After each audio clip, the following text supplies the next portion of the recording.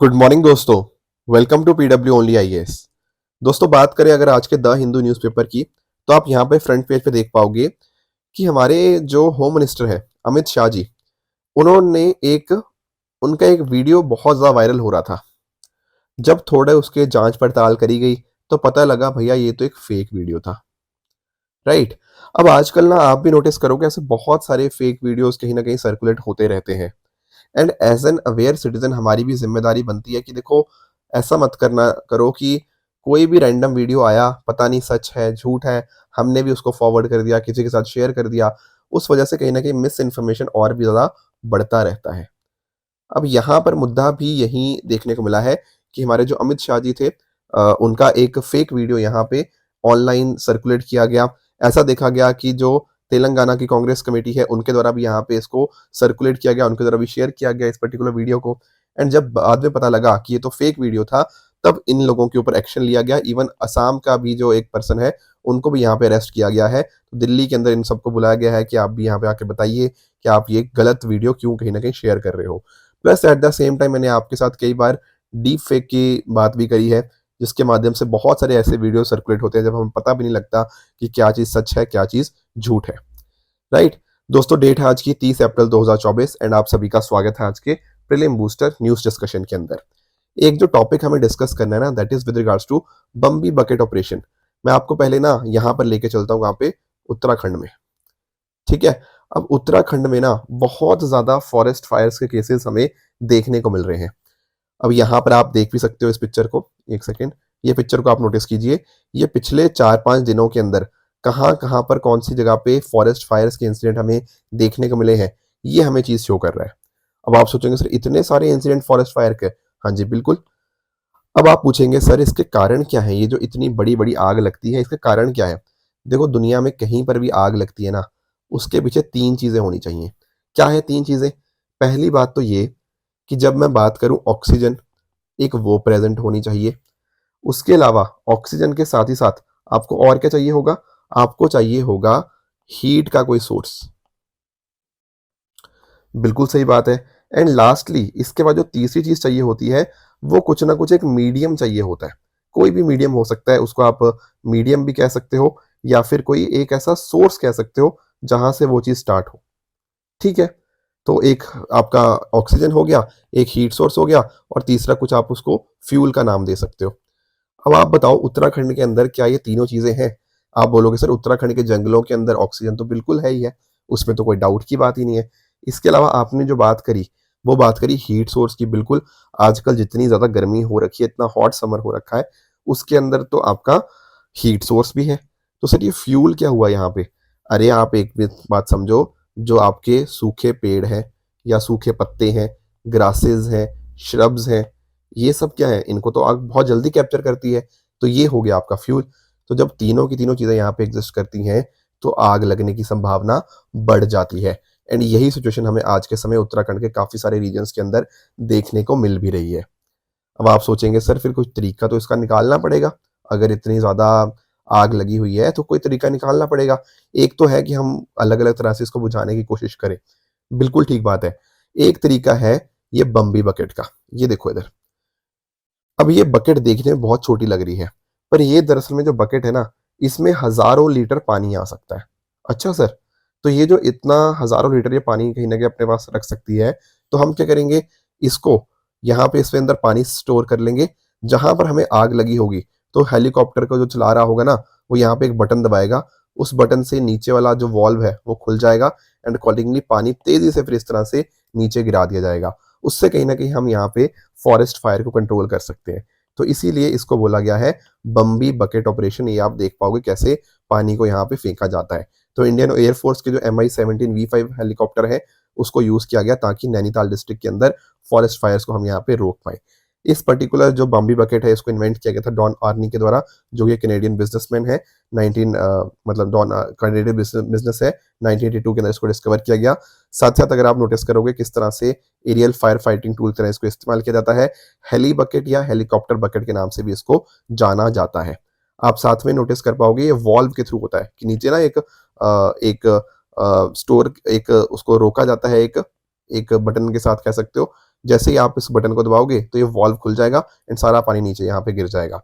इसके और अगर मैं फीचर्स की अगर आपको बात करूँ तो 270 लीटर से लेकर आपका 9840 लीटर तक से भी ज़्यादा पानी ये अपने आप में स्टोर कर सकता है। साथ साथ अलग अलग सोर्सेज से, लेक से, स्विमिंग पूल से, कहीं से भी आप इस पानी को भर सकते हो एंड अकॉर्डिंगली इसको फिर यहाँ पे सही जगह पे डिप्लॉय किया जाता है। ध्यान रखने वाली बात यह है अपने आप में सिस्टम बहुत इफेक्टिव और काफ़ी एक्यूरेट माना जाता है एंड यहाँ पे पानी का वेपोरेशन भी कम होता है एंड इम्पैक्ट काफ़ी अच्छा खासा देखने को मिल जाता है। तो ये था आपका बाम्बी बकेट ऑपरेशन। आगे बढ़े उससे पहले एक छोटी सी इन्फॉर्मेशन, देखो इस संडे यानी कि 5 मई को आपका जीएस प्लस सीसेट आपका मॉक टेस्ट है। देखो प्रीलिम्स आने वाला है, उससे पहले कहीं ना कहीं आपको अपने आप को टेस्ट कर लेना चाहिए कि आप बाकियों के मुकाबले कैसा कर रहे हो एंड आने वाले दिनों के अंदर आपको कितनी ज़्यादा मेहनत करने की ज़रूरत है। उसी वजह से हमारी टीम की तरफ से सृजन ऑल इंडिया ओपन टेस्ट यहाँ पे कंडक्ट करवाया जा रहा है। ध्यान रखिएगा कि ये जो टेस्ट है आप ऑनलाइन माध्यम से तो कहीं भी दे सकते हो, इसके अलावा ऑफलाइन मैनर के अंदर आप ये जितने भी हमारे ऑफलाइन सेंटर्स है ना, इनके अंदर आप डेफिनेटली यहाँ पे अपना टेस्ट दे सकते हो। साथ ही साथ इसका जो रजिस्ट्रेशन लिंक है मैंने जो डिस्क्रिप्शन के अंदर डाल दिया है, तो वहां पर डिस्क्रिप्शन में जाकर आप इस लिंक पे क्लिक करते हुए अपनी पूरी इन्फॉर्मेशन और भी जान सकते हो एंड कहीं ना कहीं रजिस्टर कर सकते हो। चलिए अगले टॉपिक की तरफ बढ़ते हैं, that is US priority watch list. अब ये क्या मुद्दा है, देखो हर साल ना यूएसटीआर क्या है, यूएस ट्रेड रिप्रेजेंटेटिव, इसके द्वारा एक रिपोर्ट निकाली जाती है जिसका नाम है स्पेशल 301 रिपोर्ट। ये बहुत इंपॉर्टेंट रिपोर्ट बन जाती है। अब इस रिपोर्ट के अंदर ना इंडिया को डाला गया है कहाँ पे, यूएस प्रायोरिटी वॉच लिस्ट के अंदर। आप पूछेंगे सर ये है क्या ये रिपोर्ट, देखो ये रिपोर्ट बात करती है आपकी आईपी के रिगार्डिंग, इंटेलेक्चुअल प्रॉपर्टी के रिगार्डिंग।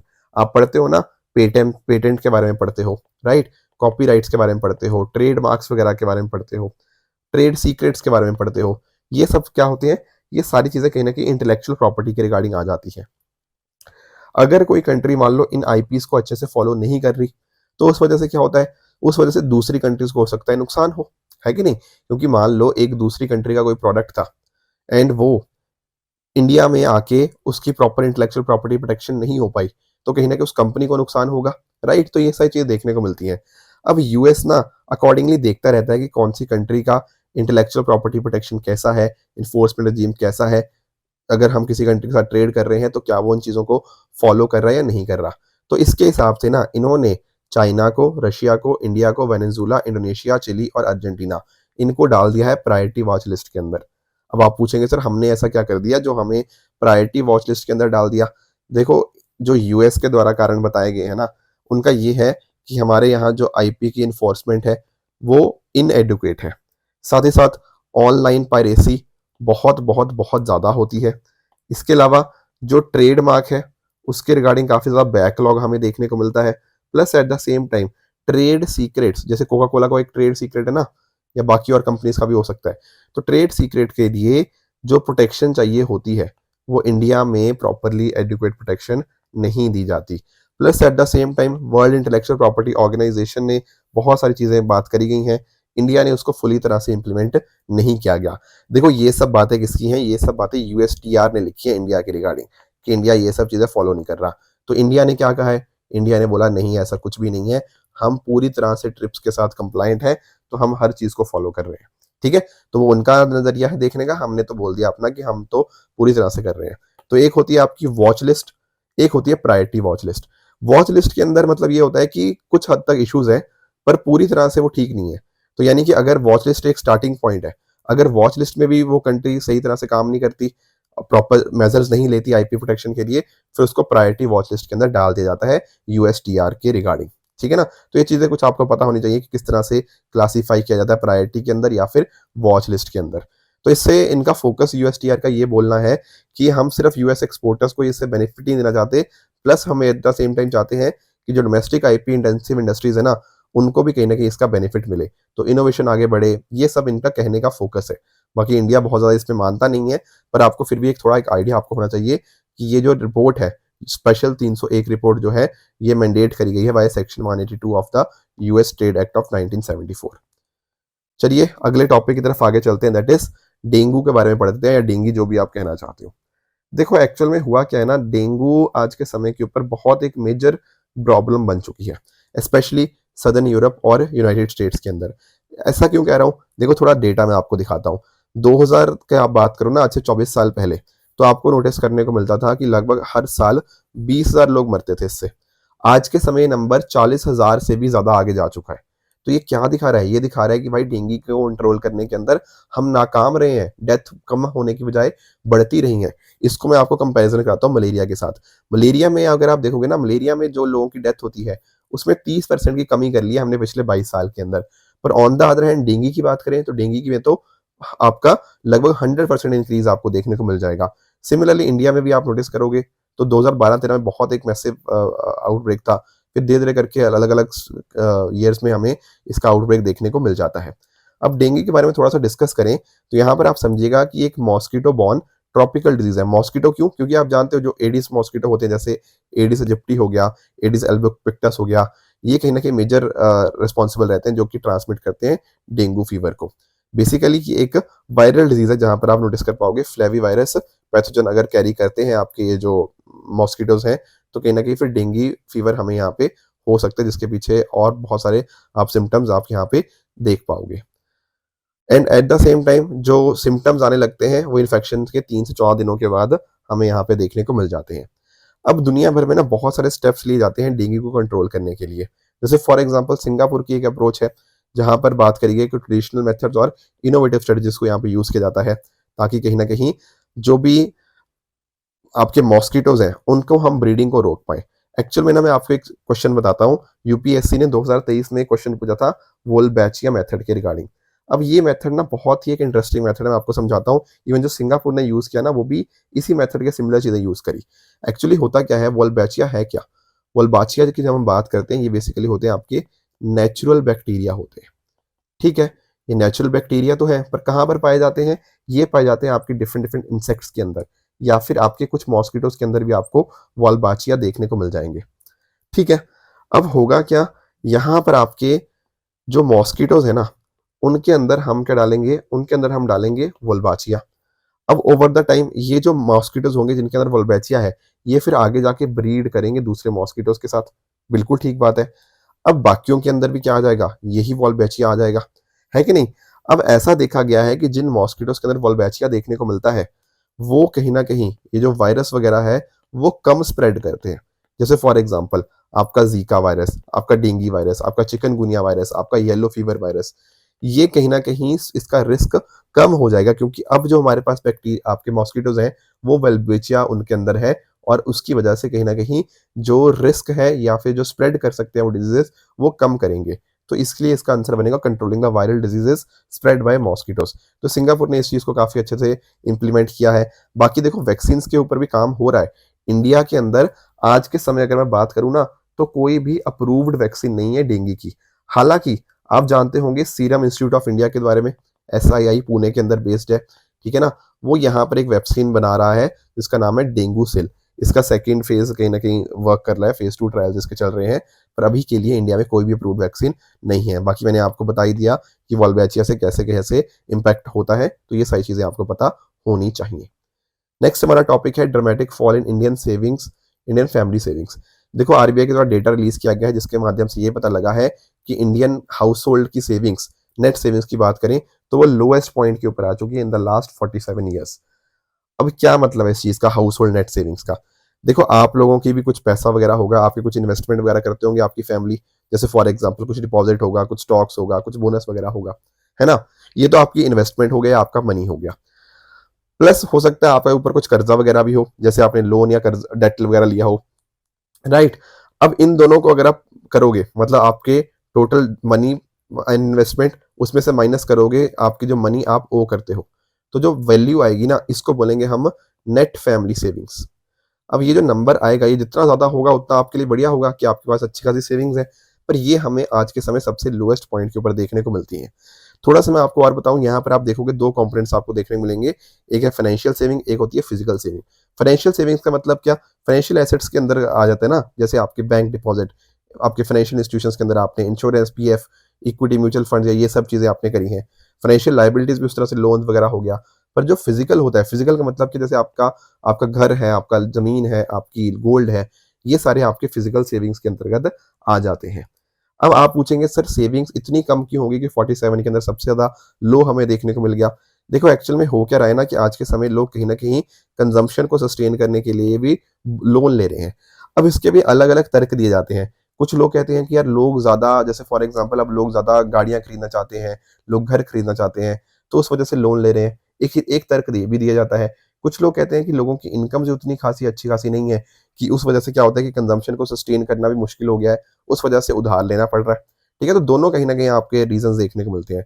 हालाँकि आज के समय जो मेजर ग्रोथ देखने को मिली है ना, वो है क्रेडिट कार्ड के अंदर, आपके कंज्यूमर ड्यूरेबल्स के अंदर, जैसे आप टीवी, फ्रिज वगैरह लेते हो, वेडिंग शादियों के लिए लोग कहीं न कहीं लोन वगैरह लेते हैं, हेल्थ इमरजेंसी हो गया। हालाँकि ये 20% से भी कम है, पर इसकी जो ग्रोथ है ना, वो इस सेक्टर की बहुत-बहुत ज़्यादा आपको देखने को मिल जाएगी, राइट?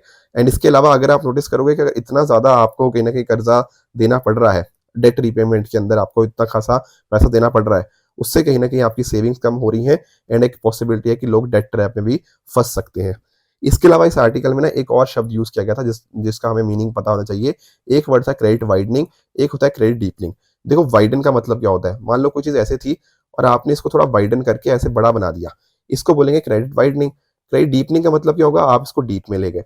अब थोड़ा समझो, अगर मान लो पहले लोन मिला था सिर्फ 10 लोगों को, पर अब मिलने लगे 100 लोगों को, इसको हम बोलेंगे क्या? Credit widening. On the other hand, अगर पहले 10 लोगों को लोन मिल रहा था और लोन मिल रहा था 1 करोड़ रुपए का, अब लोन 10 लोगों को ही मिल रहा है, पर इनको मिल रहा है लोन 10 करोड़ का। तो यहाँ पर क्या हुआ? उन्हीं 10 लोगों को आप ज़्यादा लोन देने लग गए। इसको बोलेंगे हम क्रेडिट डीपनिंग देखने को मिलेंगे। ठीक है? तो पिछले डिकेड की बात करें तो ग्रोथ ज़्यादा कहाँ देखने को मिली है? क्रेडिट वाइडनिंग के अंदर as compare to credit deepening. I hope credit widening और डीपनिंग का अंतर आप कहीं न कहीं समझ गए होंगे। और भी अगर हम बात करें क्या इसका इम्पैक्ट होगा जो हाउसहोल्ड सेविंग्स पर आपका फॉल आया है, अब आप नोटिस करोगे कि वल्नरेबिलिटी हाउसहोल्ड्स की कहीं न कहीं काफ़ी ज़्यादा इंक्रीज़ हो चुकी है। Plus at the same time interest rates कहीं न कहीं अगर बढ़ेंगे मान लो, तो कहीं न कहीं लोगों के ऊपर जो दबाव, जो प्रेशर है वो भी ज़्यादा आएगा क्योंकि उनको अच्छा खासा पैसा फिर देना पड़ेगा इन फॉर्म ऑफ जो वो कर्ज़ा वापस रीपे करेंगे। प्लस कंज़म्पशन के ऊपर भी ये इम्पैक्ट डाल सकता है एंड अकॉर्डिंगली एग्रीगेट डिमांड भी कम हो सकती है। तो ये कुछ नेगेटिव इम्पैक्ट्स आप देख पाओगे फॉल इन हाउसहोल्ड सेविंग्स के। नेक्स्ट हमारा टॉपिक है, थोड़े पॉलिटी के रिगार्डिंग टॉपिक है। जैसे पहला हमारा है कि when is a candidate elected unopposed. देखो सूरत हो गया, आपका इंदौर हो गया, यहाँ पर इलेक्शन शुरू होने से पहले ही खत्म हो गए हैं क्योंकि यहाँ पर जो भी इनके एमपी बनने थे वो बन चुके हैं। अब आप पूछेंगे सर ऐसे कैसे? क्योंकि भाई इन लोगों को ना बिना कोई इलेक्शन के अनअपोज्ड यहाँ पे इलेक्ट कर लिया गया है। सर ऐसा कैसे हो सकता है? बिल्कुल है। देखो हमारे पास ना रिप्रेजेंटेशन ऑफ पीपल एक्ट है 1951 का, जिसका अगर आप सेक्शन 53(3) पढ़ोगे ना, उसके अंदर यही बात करी गई है। देखो समझो इस बात को, मैं आपको एक चीज़ एग्ज़ाम्पल से समझाता हूँ। जैसे मान लो कोई एक जगह के ऊपर ना एक सीट फिल करनी है और मान लो इस एक सीट के फिल करने के लिए सिर्फ एक ही बंदे ने आवेदन किया।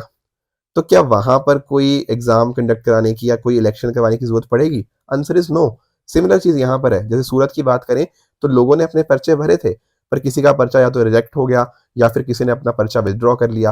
तो बंदा इन दी एंड अगर एक ही बचेगा तो वहां पर एक सीट तो फिल करनी है और पर्सन एक ही है, तो क्या होगा? वहां पे इलेक्शन की जरूरत ही नहीं होगी। तो ये चीज है सेक्शन 53(3) की बात करता है कि अगर मान लो number of candidates number of such candidate is less than the number of seats to be filled, उस केस में जो रिटर्निंग ऑफिसर होगा वो उनको अकॉर्डिंगली इलेक्ट कर देगा। तो इस तरह से इस एक्ट के माध्यम से ये चीज हमें देखने को मिल जाती है। ठीक है ना? कि जैसे मैंने आपको बताया कि अगर सिर्फ तो उस केस में पोल जरूरी नहीं होता, क्योंकि अगर मान लो किसी जगह पे 3 सीट्स थी मान लो और 3 ही लोग हैं उसके लिए, तो अकॉर्डिंगली सबको हम इलेक्ट मान लेंगे। उस केस में पोल की कोई भी बात जरूरी नहीं होती। तो ये चीज यहाँ पे आपका representation of people act section 53(3) इसी के बारे में बात करता है। एक मुद्दा और जो चल रहा है वो है आपका नोटा के पर्सपेक्टिव के अंदर।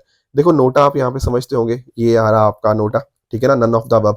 अगर मान लो आप किसी भी कैंडिडेट से खुश नहीं हो, आपको नहीं लग रहा यार कि इसके अगेंस्ट तो क्रिमिनल केसेस हैं, ये भी बंदा अच्छा नहीं है, वो भी बंदा अच्छा नहीं है, तो आप कहीं ना कहीं नोटा के अंदर जाके अपना वोट डाल सकते हो। ठीक है? तो बट इसका क्रिटिसिज्म भी बहुत हैवी किया जाता है नोटा का, क्योंकि आप नोटिस करो, अगर मान लो कि पहले एक कैंडिडेट 1 है, कैंडिडेट 2 है और तीसरा है आपका नोटा। अगर मान लो कैंडिडेट 1 को 100 वोट मिले, कैंडिडेट 2 को 200 वोट मिले और नोटा को लेट से 500 वोट मिल गए, तो मुझे बताओ कौन जीतेगा? आप बोलोगे सर जीतेगा कैंडिडेट 2। एक्चुअल में क्या होता है ना, नोटा के वोट्स काउंट ही नहीं किए जाते, मतलब काउंट किए जाते हैं but they are not considered when we decide कि विनर कौन है। तो बेसिकली बस आपने अपना वो बता दिया कि यार हमें पसंद नहीं है ये लोग, हमें अच्छे नहीं लगे ये कैंडिडेट जो आपने खड़े किए हैं, पर उसका विनिंग के ऊपर कोई इम्पैक्ट नहीं आता। जो जीतना होता है वो नोटा के बाद जिसका जो भी नंबर होगा, अगर उसके हाईएस्ट वोट्स हैं तो अकॉर्डिंगली वो जीत जाएगा। तो आप अपना डिसअप्रूवल तो यहाँ पे दे पा रहे हो, पर उसका कोई खास फायदा नहीं हो रहा, समझे? और यही मुद्दा गया है कोर्ट्स के अंदर। यहाँ पर भी यही बात हो रही है कि दरअसल में बात करें अगर हम नोटा की, तो एक्चुअल में पॉसिबिलिटी देनी चाहिए कि लोगों के पास भी कि नोटा को थोड़ी ज़्यादा पावर दी जाए। जैसे फॉर एग्जांपल यहाँ पे बात करी जाती है महाराष्ट्र की। महाराष्ट्र के जो लोकल इलेक्शंस होते हैं ना, वहाँ पर अगर आप नोटिस करोगे तो महाराष्ट्र के स्टेट इलेक्शन कमीशन ने ये बोला था कि नोटा अगर मान लो वहाँ पे एक कैंडिडेट की तरह ही उसको ट्रीट किया जाएगा, और अगर मान लो नोटा जीत जाता है तो वहाँ पर दोबारा से पोलिंग होगी। या फिर कुछ लोग ये भी कहते हैं कि मान लो अगर नोटा के मैक्सिमम वोट्स आते हैं, इसका मतलब ये है कि बाकी सारे कैंडिडेट लोगों के साथ लोग खुश नहीं थे, फिर इन कैंडिडेट्स को अगले 5 साल के लिए आपको इलेक्शन में खड़ने ही ना दिया जाए। तो इस तरह के अलग अलग यहाँ पे तर्क दिए जाते हैं। पर आप समझ गए होंगे कि अभी के लिए नोटा का सिस्टम क्या है, कि जब भी हम बात करते हैं ना, तो जो भी पर्सन का वोटिंग हाईएस्ट होती है इर्रिस्पेक्टिव ऑफ नोटा, वो यहाँ पे जीत दिया जाता है। 2013 के अंदर यहाँ पे इसको इंट्रोड्यूस किया गया था। यहाँ पे सुप्रीम कोर्ट ने यही बोला था कि एक वोटर का हक है not to vote while protecting his right to secrecy. तो इस वजह से नोटा का ऑप्शन आपको दिया जाता है। Plus at the same time आप जानते हो कई बार ना जमानत जब्त हो जाती है कुछ लोगों की जिनको बहुत कम वोट्स मिलते हैं। ऐसे केस में भी ना नोटा वोट्स को काउंट ही नहीं किया जाता, उनको अकाउंट में लिया ही नहीं जाता जब हम कैलकुलेट करते हैं टोटल वैलिड वोट पोल्ड की। अब ये तो नोटा की बात होगी। इसके साथ ही एक मिलता जुलता कॉन्सेप्ट है जिसको हम क्या बोलते हैं, जिसको हम बोलते हैं rule 49O under conduct of election rule 1961। देखो थोड़ा सा फर्क है नोटा और इसके अंदर। आप पूछेंगे सर क्या फर्क है? देखो नोटा के अंदर तो क्या था, आप गए ईवीएम के अंदर, आपने नोटा दबा दिया तो आपने नोटा को वोट डाल दिया। कई बार पता क्या होता है, कई बार मान लो आप गए वहां पे, आपने वहां पे आके जो रिटर्निंग ऑफिसर होंगे, आप उनको बोलोगे कि यार मुझे ना वोट ही नहीं करना। क्यों नहीं वोट करना? मुझे वोट इसलिए नहीं करना क्योंकि मुझे कोई बंदा पसंद ही नहीं है। देखो पहले केस में जो बात करा नोटा वाली, वहां पर आपने वोट किया है, आपने बेसिकली नोटा को वोट किया है। दूसरे केस में क्या हो रहा है, रूल 49O क्या कहता है, ये कहता है कि भाई आप मना कर रहे हो कि मुझे वोट करना ही नहीं है। I am not voting in any favour. ना नोटा को वोट कर रहा हूँ ना किसी को वोट कर रहा हूँ। I am not voting for any one. That is rule 49O। अब आप पूछेंगे सर नोटा और इसमें फर्क क्या हुआ? देखो नोटा में आप वोट कर रहे थे, रूल 49O में आप वोट ही नहीं कर रहे हो। नोटा में आपका राइट टू सीक्रेसी प्रोटेक्ट है। आपने किसको वोट दिया आपके अलावा किसी को नहीं पता। पर जैसे आप रूल 49O के माध्यम से आप वोट कर रहे हो तो कहीं ना कहीं आपकी सीक्रेसी खत्म हो गई है यहाँ पे। समझ रहे हो? आपने तो साफ साफ जाके बोल दिया कि भाई मुझे नहीं वोट करना, मेरा रिफ्यूजल टू वोट है। समझे? तो ये चीजें होती हैं। यहाँ पर आपका सिग्नेचर और थंब इंप्रेशन आपका लिया जाता है इस रिमार्क के अंदर कि हम अपना वोट दर्ज ही नहीं कराना चाहते। ठीक है ना? पर नोटा के केस में ऐसा कुछ भी इशू नहीं होता है। तो ये फर्क आपको थोड़ा सा जानना चाहिए था नोटा और रूल 49O के बीच। एक मैंने कल आपको होमवर्क दिया था बटरगायका क्रेटर के बारे में। अब जब हम बात करते हैं ना इस पर्टिकुलर क्रेटर की, तो पहली बात तो आपको ये ध्यान में रखना है कि यहाँ पर क्या किसकी हो रही है। ये लोकेशन है किसकी? रशिया फॉर ईस्ट की। ठीक है ना? रशिया फार ईस्ट के अंदर आपको ये पर्टिकुलर क्रेटर देखने को मिल जाएगा। अब एक्चुअल में ना दुनिया का सबसे बड़ा परमाफ्रॉस्ट क्रेटर है कौन सा? बटगायका क्रेटर। अब आप पूछेंगे सर परमाफ्रॉस्ट का मतलब क्या? परमाफ्रॉस्ट मतलब जो हमेशा आपका बर्फ के नीचे रहता है, बेसिकली लंबे टाइम तक बर्फ के नीचे रहता है, उसको बोलते हैं परमाफ्रॉस्ट। है ना? फ्रोजन मतलब परमानेंटली फ्रोजन, उसी से वर्ड आया है ये परमाफ्रॉस्ट क्रेटर। अब हुआ क्या था, ऐसा माना जा रहा है क्योंकि देखो यहाँ पर आप नोटिस करोगे इतनी ज्यादा ठंड पड़ती है रशिया के फार ईस्ट रीजन के अंदर, तो इस वजह से इसको कई बार गेटवे टू द अंडरवर्ल्ड भी बोला जाता है। Gateway to underworld. ठीक है? तो ये कुछ चीजें थी बट गायका क्रेटर के रिगार्डिंग आपको यहाँ पे पता होनी चाहिए। काफी लोग इसको भी बोलते हैं कि जो सॉइल है, आइस है, उसको कहीं ना कहीं एक्सपोज हुआ था over the various thousands of years पहले। तो ये कुछ चीजें थी इसके बारे में जो आपको पता होनी चाहिए। आज का आपका होमवर्क रहेगा पांतानाइल वेटलैंड की रिगार्डिंग। इसका नीचे कमेंट्स के अंदर आप मुझे आंसर बताओगे कि कहाँ पर आपको देखने को मिलता है। इसके साथ ही साथ आज का आपका ट्रू फॉल्स का होमवर्क ये रहेगा जिसका आंसर मुझे आप कमेंट्स के अंदर बता सकते हो कि आपके हिसाब से इनमें से कौन सा ठीक है एंड कौन सा गलत है। कल मैंने आपको जो होमवर्क दिया था उसका आंसर डिस्कस कर लेते हैं। जब मैं बात करता ना IREDA की, यानी कि Indian renewable energy development agency की, तो बेसिकली ये एक NBFC है। बिल्कुल इसको 1987 के अंदर स्टैब्लिश किया गया था। ये स्टेटमेंट करेक्ट हो जाएगी। शंघाई कोऑपरेशन ऑर्गेनाइजेशन के अंदर आपका श्रीलंका नहीं आता, तो सेकंड आपका इनकरेक्ट हो जाएगा। वर्ल्ड इन्वेस्टमेंट रिपोर्ट, ये यूएन ट्रेड एंड डेवलपमेंट मैंने बताया था ना इसके बारे में, तो ये भी आपका गलत है, वर्ल्ड बैंक यहाँ पे नहीं है। अटैकामा डिजर्ट की बात करें तो चिली के अंदर आपको ये देखने को मिलेगा, मेजर पोर्शन इसका, तो फोर्थ आपका करेक्ट हो जाएगा। इसके साथ ही आज का आपका होमवर्क रहेगा एमसीक्यू के अंदर, एक नीर और रीर के बीच का अंतर जो है वो आप मुझे बताओगे, एंड इसको खुद भी अपने एंड पे ना रिवाइज करने की कोशिश करना अपने स्टैटिक पार्ट से। एंड दूसरा आपका होमवर्क रहेगा ये साइकिल्स के रिगार्डिंग, देखो कार्बन, नाइट्रोजन, सल्फर, फॉस्फोरस, ये सारे साइकिल्स आप पढ़ते हो एनवायरनमेंट के अंदर, तो थोड़ा सा इसको एक बार अपने एंड पे रिवाइज भी कर लेना। बाकी कल भी मैं आपको थोड़ा सा इसके रिगार्डिंग समझा दूंगा। कल मैंने आपको जो होमवर्क दिया था कि आपके African and Eurasian desert belt के रिगार्डिंग, अब आप देखो जानते होंगे अलग अलग चीजें, जैसे फॉर एग्जाम्पल यहाँ पर आपको डिफरेंट डिफरेंट डेजर्ट्स आपको देखने को मिल जाएंगे। ये डेजर्ट फॉर्म होने के कई कारण बनते हैं, है ना। एक तो हो सकता है कि वो डेजर्ट हो सकता है रेन शेडो रीजन के अंदर आता हो, तो वो एक कारण बन जाता है। इसके अलावा एक जो इंपॉर्टेंट कारण बनता है कि अगर मान लो वो सब ट्रॉपिकल हाई प्रेशर सेल के अंदर लोकेटेड होता है, जिस वजह से वहां पे क्लाउड फॉर्मेशन हमें नहीं देखने को मिलती, तो वो भी एक मेजर रीजन आपको देखने को मिल जाएगा।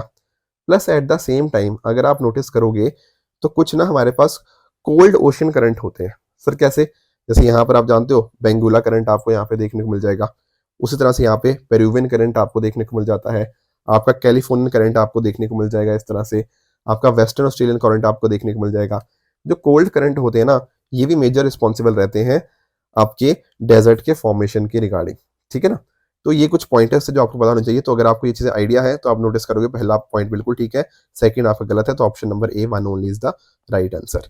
दूसरा मैंने आपको पूछा था, बहुत इजी क्वेश्चन है, फिफ्थ और सिक्स शेड्यूल का, ये तो इंटरेस्ट ऑफ शेड्यूल ट्राइब्स को प्रोटेक्ट करने में हमारी मदद करता है। दोस्तों ये था आज का डिस्कशन। अगर आपको इसकी पीडीएफ चाहिए तो हमारे Telegram channel PW only special जाके इसकी पीडीएफ डाउनलोड कर सकते हो, अपनी प्रेपरेशन को और भी बेहतर बना सकते हो।